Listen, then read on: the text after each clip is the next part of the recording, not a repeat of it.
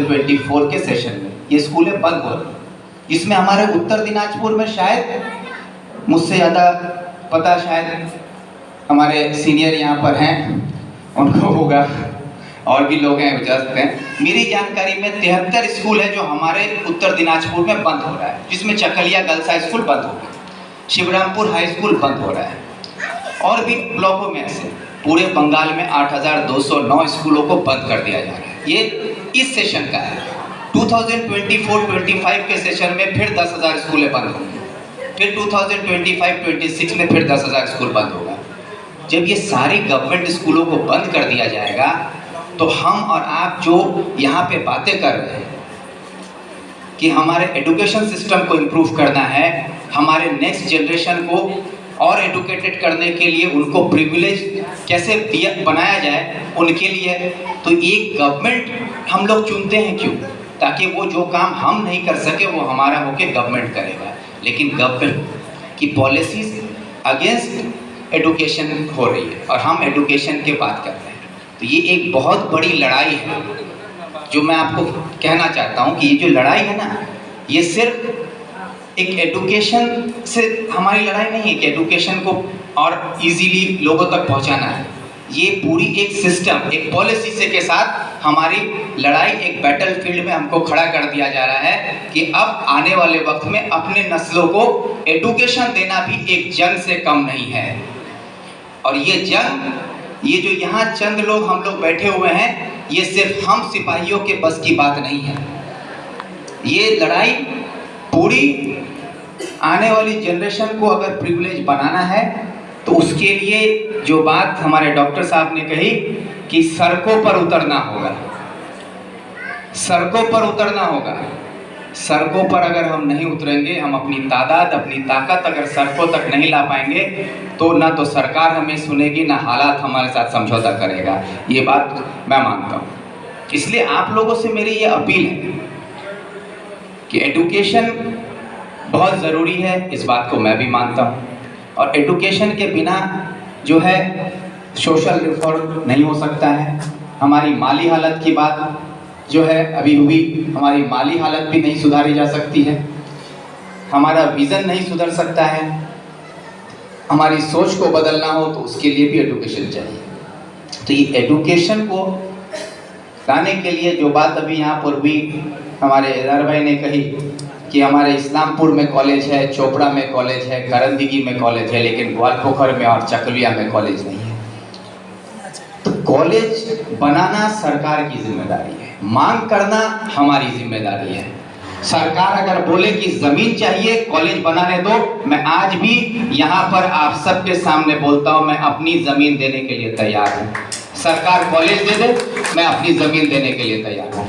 लेकिन ये कोशिश मैंने की, लेकिन सरकार को जमीन भी दी जा रही है, कॉलेज नहीं मिलेगा। क्यों नहीं मिलेगा? इस बात को समझने की जरूरत है। मैं पहले भी बोला कि I am not here to criticise any political party और any political person. I am here to say what I feel from inside, that's why I am here and I want to speak. Fact ये है कि मैं जो बोलना चाहता हूँ कि आज जब स्कूलों को बंद कर रही है सरकार, चाहे वो सेंट्रल गवर्नमेंट हो या स्टेट गवर्नमेंट हो, जो सरकारी प्राइमरी स्कूल से सेकेंडरी और हायर सेकेंडरी स्कूल चलाने की काबिलियत नहीं रखती है, उससे आप उम्मीद कर रहे हैं कि वो आपको कॉलेजेस और यूनिवर्सिटीज़ देगी? नहीं देगी। ये कॉलेज और यूनिवर्सिटीज़ जो है आने वाले दिनों में अंबानी, अदानी जैसे लोगों के हाथ में चला जाएगा, जो बड़ी बड़ी कंपनियां हैं उनके हाथों में चला जाएगा। और वही बच्चे प्रिविलेज्ड होंगे जिनके माँ बाप प्रिविलेज्ड हैं, वही बच्चे प्रिविलेज होंगे। जो माँ बाप प्रिविलेज नहीं हैं उनके बच्चे प्रिविलेज नहीं हो पाएंगे। आने वाला वक्त वही जा रहा है। तो उनको अगर प्रिविलेज करना चाहते हैं तो आज जो हम लोग प्रिविलेज्ड हैं, आज हमारी जिम्मेदारी है कि हमको सेक्रीफाइस करना होगा, हमको सड़कों पर उतरना होगा, हमको कुर्बानी देनी होगी, हमको वक्त देना होगा। और अगर आज हम अपना वक्त अपनी माली तौर पर हो, वक्त देकर हो, जिस तरह से भी होगा, हम उसमें कंट्रीब्यूशन करें, हमारा उसमें एक डेडिकेशन हो, तो ही हम आने वाली नस्लों के लिए कुछ प्रिविलेज ला सकते हैं। अदरवाइज ये प्रिविलेज जो हम लोग हैं ये प्रिविलेज आने वाली जनरेशन में नहीं हो पाएगी। ये गवर्नमेंट पॉलिसीज है जो बनती जा रही है और इसको रोकने के लिए हमारी ताकत भी बहुत कम है। तो फैक्ट्स ये है। तो इसलिए मैं आप लोगों से कहना चाहता हूं, बतौर पॉलिटिकल एक्टिविस्ट, एक सोशल एक्टिविस्ट के तौर पर, आई am not a social worker. मैं किसी को कंबल बांटने वाला आदमी नहीं हूं। कंबल बांट के सोशल मीडिया में तस्वीर छाप कर वो सोशल वर्कर बन सकते हैं, बट सोशल एक्टिविस्ट कंबल बांटने नहीं जाते हैं। मैं मानता हूँ सर सैयद अहमद खान ये सोशल वर्कर नहीं थे, he is a social activist.